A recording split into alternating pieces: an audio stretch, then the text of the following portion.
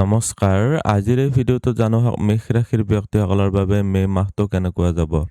প্ৰথমতে আমি জানিম আপোনালোকৰ স্বাস্থ্যৰ ক্ষেত্ৰত আপোনালোকৰ ৰাশিৰ মালিক হৈছে মংগল গ্ৰহটো আৰম্ভণিতে দেখিবলৈ পাৰিছে দ্বাদশস্থ হৈ আছে। মংগল দ্বাদশস্থ হোৱাটো এইটো এটা বৰ ভাল চিম্পটম নহ'ল। যেতিয়া ৰাশি অধিপতি ৰাশিৰ পৰা দ্বাদশস্থ হয় তেতিয়া আপোনালোকৰ এক্সট্ৰা এফৰ্ট দিবলগীয়া হয়।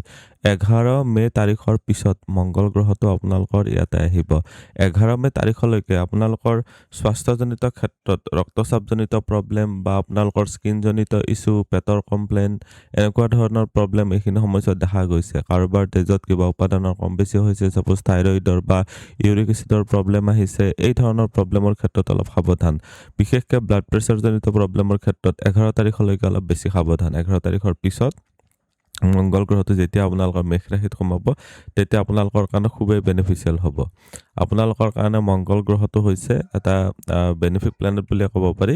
মংগল গ্ৰহটো আপোনালোকৰ ৰাশিৰ মালিক হয়। চ' সেইকাৰণে বৰ্তমান সময়ছোৱাত আপোনালোকে বহুতখিনিয়ে বেছি বেনিফিটেড হ'ব পাৰিব। চ' এতিয়া মই দেখুৱাই দিম আপোনালোকৰ ৰোগৰ স্থানত কাৰ কাৰ দৃষ্টি আছে।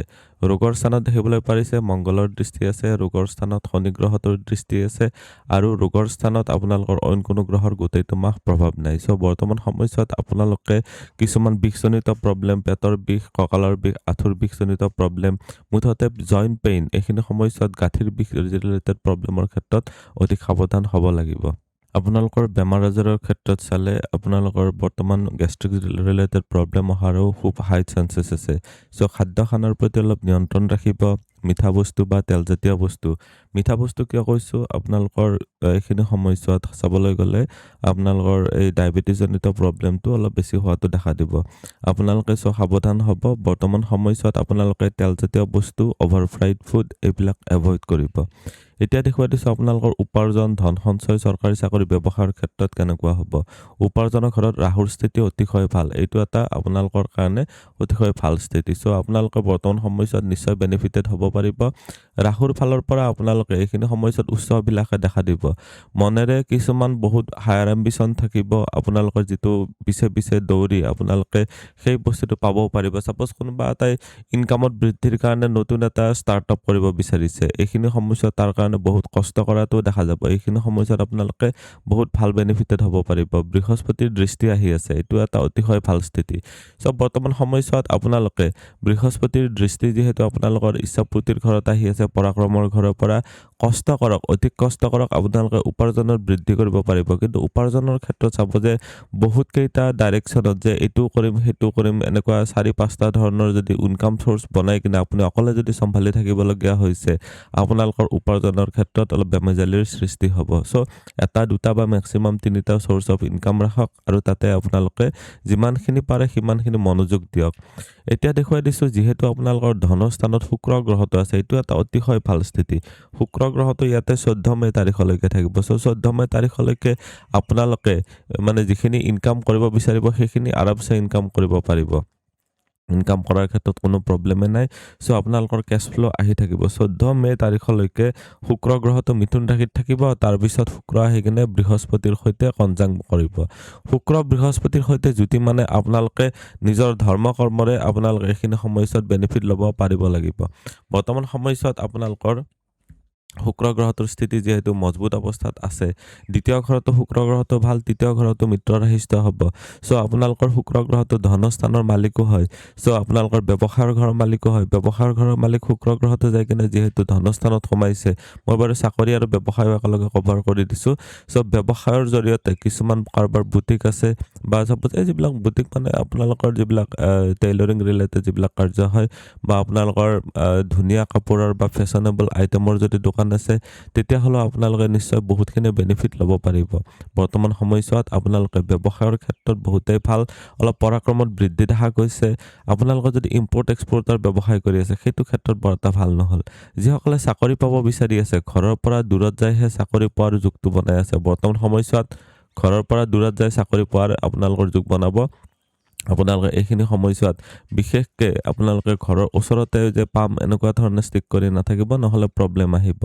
মংগল আৰু শনিৰ যুতি দ্বাদশ ঘৰত অহাৰ কাৰণে এইখিনি সময়ছোৱাত আপোনালোকে মংগল আৰু শনিৰ ফালৰ পৰা আপোনালোকে অলপ সাৱধান হ'ব লাগিব। কিছুমান এনেকুৱা বেমাৰ হ'ব পাৰে যিটো বেমাৰৰ ক্ষেত্ৰত চাপ'জ আপোনালোকে বাৰে বাৰে ব্লাড টেষ্ট কৰিবলগীয়া হৈছে, চ' সেইটো এটা সাৱধান, ডক্তৰৰ সৈতে পৰামৰ্শ ল'ব। আপোনালোকে চাকৰি যিসকলে প্ৰাপ্তি কৰিম বুলি ভাবি আছে তেওঁলোকৰ কাৰণে ক'ম যে জুন মাহৰ পৰা অলপ বেছি ভাল। জুন মাহৰ পৰা বৃহস্পতিৰ ছাপোৰ্ট আহিব। বৰ্তমান সময়ছোৱাত ইচ্ছাপূৰ্তিৰ ক্ষেত্ৰত ভাল দেখা গৈছে।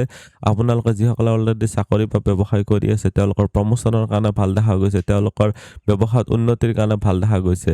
বৃহস্পতিৰ দৃষ্টিও আহি আছে ব্যৱসায়ৰ ঘৰত, বৃহস্পতিৰ দৃষ্টিও আহি আছে আপোনালোকৰ ইনকামৰ ঘৰত, বৃহস্পতিৰ দৃষ্টি ভাগ্যৰ স্থানতো আহি আছে। বৃহস্পতিক ইম্পৰ্টেঞ্চ দিয়াৰ কাৰণটো হৈছে যে আপোনালোকৰ ভাগ্যস্থানৰ মালিক হয় বৃহস্পতি। চ' বৃহস্পতিৰ আণ্ডাৰত বৃহস্পতিৰ তাত ভাগ্যৰ কণ্ট্ৰলটো আছে। চ' আপোনালোকৰ ব্যৱসায়ত উন্নতিৰ কাৰণে ভাগ্যৰ ছাপোৰ্ট পাব। এইখিনি সময়ছোৱাত আপোনালোকে নিশ্চয় বেনিফিটেড হ'ব পাৰিব। এতিয়া দেখুৱাই দিছোঁ আপোনালোকৰ ভাগ্য পিতা ধৰ্ম বা গুৰুজনৰ ক্ষেত্ৰত কেনেকুৱা হ'ব। ভাগ্যস্থানৰ মালিকৰ ভাগ্যস্থানৰ দৃষ্টি অতিশয় ভাল স্থিতি। এইটো এটা অতিশয় ভাল স্থিতি বুলি ক'ব লাগিব যে বৃহস্পতি এটা সৌভাগ্যৰ কাৰক হয়। ধন ধান সৌভাগ্য বা জ্ঞান বুদ্ধি সৌভাগ্যৰ কাৰক বুলি আচলতে ক'ব পাৰি। আমাৰ জ্ঞান, আমাৰ মগজুৰ স্মৃতিশক্তি, লং টাৰ্ম মেমৰি, আমাৰ গুৰুজনা এইবিলাক বৃহস্পতিৰ ফালৰ পৰা চোৱা যায়। চ' এইখিনি সময়ছোৱাত পিতা বা গুৰুজনৰ ফালৰ পৰা ছাপোৰ্ট লাভ কৰিব পাৰিব। ধাৰ্মিক কৰ্মিক ক্ষেত্ৰত বহুত ভাল দেখা গৈছে। অৱশ্যে ইয়াতে শনিৰো দৃষ্টি আহি থকাৰ কাৰণে পিতা বা গুৰুজনৰ সৈতে অলপ মনোমালিন্য হ'ব পাৰে, তাৰ প্ৰতি ধ্যান ৰাখিব। কেতুৰ দৃষ্টি আপোনালোকৰ ভাগ্যস্থানত অহাৰ কাৰণে আপোনালোকৰ অপৰচুনিটি বহুত দেখা দিব, কিন্তু আপোনালোকৰ মনৰ ইচ্ছাটো অলপ কমি থাকিব পাৰে। মনৰ ইচ্ছাটো এইখিনি সময়ছোৱাত যিমানখিনি পাৰে আপোনালোকে মেইনটেইন কৰিবলৈ চেষ্টা কৰিব লাগিব। আপোনালোকে বাকীখিনি চাবলৈ গ'লে যে বৃহস্পতিৰ স্থিতি যিহেতু মজবুত অৱস্থাতে আছে, চ' এইখিনি সময়ছোৱাত আপোনালোকে নিশ্চয় বেনিফিটেড হ'ব পাৰিব। পিতাৰ ফালৰ পৰা ছাপোৰ্ট লাভ কৰিব পাৰিব।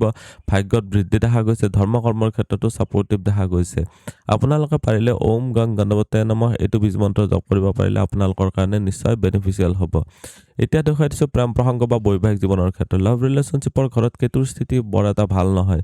বিৰক্তিকাৰক হয় কেতু গ্ৰহটো। কেতু গ্ৰহটো বিচ্ছেদাত্মক কিছুমান চিন্তা আহিব পাৰে যে ভাল লগা নাই, কিবা এটা নিৰস টাইপৰ আপোনালোকৰ ৰিলেশ্যনশ্বিপ আছে। যিসকল অবিবাহিত আছে তেওঁলোকৰ কাৰণে কৈ আছোঁ যে আপোনালোকৰ ৰিলেশ্যনশ্বিপটো বৰ এটা ভাল হোৱা নাই, বা আপোনালোকে যেনেকুৱাকৈ চলিম বুলি ভাবিছে সেইটো মানে ধৰি লওক চলিব পৰা নাই, বা চব কথাতে মানে তিতাকে অলপ বিৰক্তি ভাৱ, কিছুমান এৰি দিওঁ বা ৰিলেশ্যনশ্বিপটো নাৰাখোঁ, এনেকুৱা ধৰণৰ আপোনালোকৰ ফিলিংছ থাকিব। চ' আপোনালোকে অলপ সাৱধান হ'ব।